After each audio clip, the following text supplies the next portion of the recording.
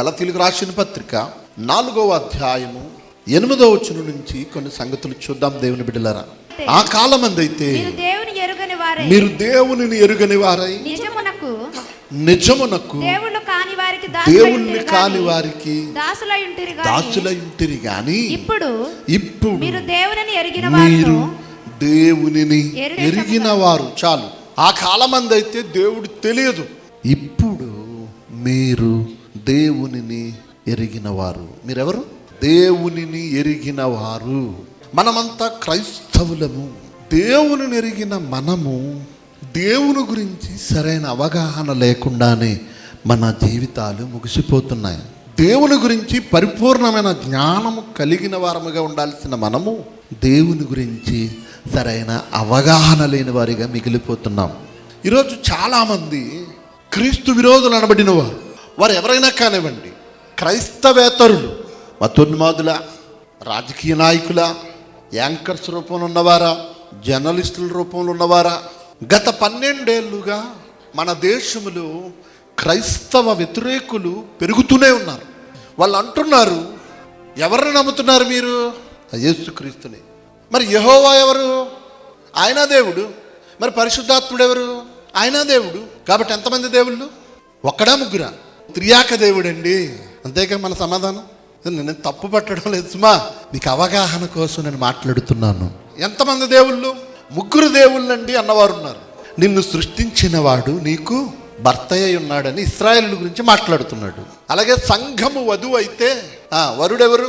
యేసుక్రీస్తు. ఆయన బిడ్డలకు యజమాని, తండ్రి, భర్త. ఎవరైనా ఎంతమంది ఉంటారు? 3 ఉంటారు. అక్కడ ఉంటాడా? భార్యకి ఒక్కడే భర్త ఉంటేనే అందమా, లేకపోతే 3 ఉంటే అందమా? ఒక్కడే. మరి 3 దేవుళ్ళని ఎలా అనగలిగారు అంటున్నారు ఈరోజు. తండ్రి అయిన దేవుడు, కుమారుడైన దేవుడు, పరిశుద్ధాత్ముడైన దేవుడు, 3 దేవుళ్ళు అంటున్నారు. మరి 3 దేవుళ్ళు అయినప్పుడు దేవుడు ఒక్కడేనే కదా బైబిల్ చెప్తుంది. కాదు కదా, తండ్రి అయిన దేవుడు ఒక్కడే. ఓకే, తండ్రి అయిన దేవుడు ఒక్కడే. మరి కుమారుడు ఎవరు? ఆయన దేవుడు కాదండి, కుమారుడు మాత్రమే. పుట్టినవాడు దేవుడు ఎలా అవుతాడు? సృష్టింపబడిన వాడు దేవుడు ఎలా అవుతాడు అంటున్నారు. సో కాబట్టి ఈయన కుమారుడు. మరి ఆయన ఎవరు? ఆయన 2వ కుమారుడట. పరిశుద్ధాత్ముడు ఎవరట? దేవునికి 2వ కుమారుడట. కొంతమంది ఏమన్నారంటే తండ్రి అయిన దేవుడు పెద్ద దేవుడు, యేసుక్రీస్తు వారు కుమారుడైన చిన్న దేవుడు, ఈయన ఇంకొక చిన్న దేవుడు. వీళ్ళది ఒక టైప్ ఆఫ్. పౌలు గారు అంటున్నారు, మీరు దేవునిని ఎరిగిన వారు. మీరెవరు? దేవునిని ఎరిగిన వారుగా క్రైస్తవ్యం ఉందా అంటే లేదు. క్రైస్తవ సమాజంలో ఒకప్పుడు దేవునిని ఎరుగని వారుగా ఉన్న ప్రజలు, నిజమునకు దేవుళ్ళు కాని వారికి దాస్తులై ఉన్న ప్రజలు, దేవుడెవరో తెలుసని నిజ దేవుని దగ్గరికి లేదా సృష్టికర్త దగ్గరకు, పాప శాపముల నుండి విడిపించిన రక్షణకర్త అయిన దేవుని దగ్గరికి వచ్చిన తరువాత కూడా 3 దేవుళ్ళు అంటున్నారు. ఆయన పెద్ద దేవుడు, ఈయన చిన్న దేవుడు అంటున్నారు. ఇంకా అసలు యేసుని దేవుడు కాదంటున్నారు క్రైస్తవులే. మేము క్రైస్తవులమే అని పేరు పెట్టుకున్నవారు యేసుని దేవుడు కాదు, యేసు ద్వారా తండ్రిని మాత్రమే ఆరాధించాలి, యేసుక్రీస్తు దేవుడు కదా, ఆయనను కుమారుడిగా మాత్రమే విశ్వసించాలి అనేవారు కూడా ఉన్నారు ఈరోజు. ఒకప్పుడు నువ్వు తన్నుకు చచ్చావంటే బాగుంది, అర్థముంది. ఎందుకు? మనుషుల జాబితా పెరిగినట్టుగా దేవుళ్ళ జాబితా సమాజంలో ఉంది గనుక ఒకప్పుడు దేవుని ఎరుగని ప్రజలముగా, దేవుళ్ళు కాని వారికి దాసులై ఉన్నవారముగా, అప్పుడు నువ్వు ఎవరిని కొలిచినా నిన్ను అడిగేవాడు ఎవడు లేడు. నిజమునకు దేవుళ్ళు కాని వారికి దాసులై ఉన్నాము. ఇప్పుడు మీరు దేవునిని ఎరిగిన వారు అంటున్నాడు. దేవునిని ఎరిగిన వారా? దేవునిని ఎరిగిన వారని చెప్పుకుంటున్న వారిలో దేవుని గురించి సరైన అవగాహన లేక 3 దేవుళ్ళు అనేవారు ఉన్నారు. యేసు దేవుడు కాదనేవారు ఉన్నారు. యెహోవా సాక్షులు అనబడిన వారు అసలు యేసు పరిశుద్ధాత్మలు అసలు లేరు అంటున్నారు. మరికొంతమంది యేసుక్రీస్తు వారు మరియ గర్భమున పుట్టేంత వరకు అసలు ఉనికిలోనే లేడు అంటున్నారు. రకరకాల బోధలతో క్రైస్తవ సమాజాన్ని నిర్వీర్యం ప్రయత్నిస్తున్న తరుణములు దేవుని బిడ్డలారా, దేవుడు ఈ సభల ద్వారా ఒక మంచి అవకాశాన్ని మనకిస్తున్నాడు ఆయన గురించి అవగాహన పెంచుకోవడానికి. ఇది గుర్తుపెట్టుకోండి, మనము దేవునిని ఎరిగిన వారము. ఎలా ఎరిగిన వారముగా ఉండాలి అన్నది ఇప్పుడు మనం తెలుసుకుందాం. యెషయా గ్రంథం 35వ అధ్యాయం, యెషయా గ్రంథము 35వ అధ్యాయము 3-4 వచనాలు చదవండి. ఇప్పుడు అర్థమవుతుంది మీకు. సడలిన చేతులను బలపరచుడి, తొట్టిల్లు మోకాళ్ళను దృఢపరచుడి, తత్తరిల్లు హృదయములతో ఇట్లనుడి, భయపడక ధైర్యముగా ఉండుడి. ప్రతిదండన చేయుటకై మీ దేవుడు వచ్చుచున్నాడు. ప్రతిదండనను దేవుడు చేయదగిన ప్రతీకారమును ఆయన చేయును. ఆయనే వచ్చి మిమ్మును రక్షించును. ఎవరు వస్తారట? దేవుడే వచ్చి మిమ్మును. పై మాట చూడండి, మీ దేవుడు వచ్చుచున్నాడు. మీ దేవుడు వచ్చుచున్నాడు. ఆ దేవుడండి యేసుక్రీస్తును పంపించాడండి. కాదు, ఆయనే యేసుగా వచ్చాడు. దేవునికి స్తోత్రము కలుగును గాక. కొన్ని వచనాలు అపార్థం చేసుకుని వాటిని ఎలా అర్థం చేసుకోవాలో తెలియక దేవుడు మరొక ఆయన పంపించట్ల. ఏం చెప్తున్నాడు ఇక్కడ? మీ దేవుడు వచ్చుచున్నాడు. ఆయన వచ్చి తానే మిమ్మును రక్షించును. భూమి మీద శరీరాన్ని ధరించుకుని వచ్చిన ఆయన ఎవరో తెలుసా? పాత నిబంధన గ్రంథములో యెహోవా ఉన్నవాడు అని పిలువబడిన ఆయనే శరీరాన్ని ధరించుకుని మనలను రక్షించడానికి వచ్చాడు. దేవునికి స్తోత్రము కలుగును గాక. అందుకే అన్నాడు, దేవుడు తన స్వరక్తమిచ్చి సంపాదించిన సంఘం.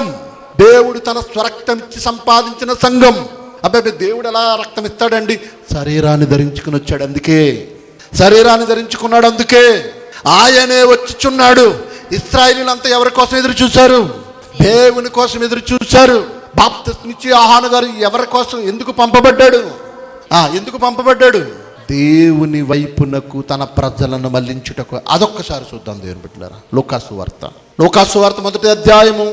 జకరయ్య గారితో దూత చెబుతున్నాడు. చెబుతూ ఏమంటున్నాడు చూడండి. 16 చివర వచ్చినమండి. ఇశ్రాయేలీయులలో అనేకులను ప్రభువైన వారి దేవుని వైపునకు త్రిప్పును. బాప్తిస్మిచ్చే యోహాను ఎవరి వైపుకి ఎవరిని తిప్పుతాడట? ఇశ్రాయేలీయులను వారి దేవుని వైపునకు త్రిప్పు. ఇశ్రాయేలీయులు దేవుని ప్రజలేగా. ఇశ్రాయేలీయులు దేవుని ప్రజలే, కానీ అంధులుగా బ్రతుకుతున్నారు, చెవిటి వారిగా బ్రతుకుతున్నారు. ఆత్మీయ అంధత్వం, ఆత్మీయ చెవిటితనం, ఆత్మీయ కుంటితనం, జీవితాలలో వెలుగు లేదు. దేవుని మహిమను చూడలేని పరిస్థితుల్లో ఉన్నారు. బానిస బ్రతుకుతున్నారు, ఇబ్బందుల్లో ఉన్నారు, ఇరుకులలో ఉన్నారు, ఆనందం లేని జీవితాలు. ఆ సమయంలో ఇశ్రాయేలీయులను ప్రభువైన వారు దేవుని వైపుకి త్రిప్పడానికి అరణ్యములో కేకలు వేయ ఒక శబ్దం. బాప్తిస్మమిచ్చి యోహాను గారు బాప్తిస్మిచ్చు ఆయనను చూపించి, ఇదిగో లోక పాపమును మోసుకొని పోవు దేవుని గొర్రెపిల్ల, ప్రజలందరి కొరకు బలవడానికి వచ్చిన వాడు ఈయనే అని ఇశ్రాయేలీయుల్ని యేసు వైపు తిప్పుతున్నాడు బాప్తిస్మిచ్చి యోహాను గారు. వారు ఆయన కోసం ఎదురు చూస్తున్నారు. మెస్సియా, క్రీస్తు, ప్రభువు, కేవలం రాజు, సింహాసనం, ఇశ్రాయేలుని పరిపాలించము రాజు మాత్రం ఇలా కాదండి, దేవుడే. ఇప్పుడు 2 యెషయా గ్రంథం 35 ఆ మాట చదువుదాం మరలా. మీ దేవుడు వచ్చుచున్నాడు. చివరి మాట, ఆయన తానే వచ్చి మిమ్మును రక్షించును. దేవుడే వచ్చి రక్షించాలి మనుషులను. దేవుడే వచ్చి రక్షించాలి కనుకనే దేవుడే శరీరాన్ని ధరించి వచ్చాడు. మత్తయి సువార్త 1వ అధ్యాయం 21వ వచనం చూడండి. 21వ వచనం. ఆమె ఒక కుమారుని కనును తన ప్రజలను వారి పాపముల నుండి ఆయనే రక్షించును గనుక. వేరే ఆయన కాదు, ఆయనే. నా ప్రజలను, నా పిల్లలను నేనే కాపాడుకుంటాను. అంతేనా? వేరొకరు కాపాడితే ఎలా ఉంటుంది? నా పిల్లలను నేనే రక్షించుకుంటాను. ఈ మాట జాగ్రత్తగా ఆలోచించండి, ఎంత బాగుందో చూడండి. తన ప్రజలను వారి పాపముల నుండి ఆయనే రక్షిస్తాడు. తన ప్రజలను ఆయనే రక్షించుకుంటాడు. వచ్చిన వాడు ఎవరో తెలుసా? పాత నిబంధన గ్రంథములో ఇశ్రాయేలీయులు, ధర్మశాస్త్రోపదేశకులు, ప్రవక్తలు ఎవరినైతే సర్వశక్తిమంతుడు అని నమ్మారో, ఎవరినైతే యెహోవా అని ప్రార్థించారో, ఎవరినైతే సైన్యములకు అధిపతి యెహోవా అని పిలిచారో, ఎవరినైతే వారు ఆరాధించారో, ఆయనే శరీరాన్ని ధరించుకొని వచ్చాడు. మనకు రక్షణ ఇచ్చింది ఎవరో తెలుసా? భూమి మీద శరీరాన్ని ధరించుకుని యేసు అని పేరు పెట్టబడిన దేవాతి దేవుడు మనలను రక్షించాడు. ఆయన ద్వారానే రక్షణ, ఆయన ద్వారానే స్వస్థత, ఆయన ద్వారానే విమోచన, ఆయన ద్వారానే సత్యము బయలుపరచబడింది, ఆయన ద్వారానే దేవుని గురించి పరిపూర్ణంగా తెలిసింది. దేవుడెవరో తెలియక బ్రతుకుతున్న ప్రజలకు ఆయన భూమి మీదకొచ్చి శరీరాన్ని ధరించుకుని వచ్చి దేవునిని బయలుపరిచాడు.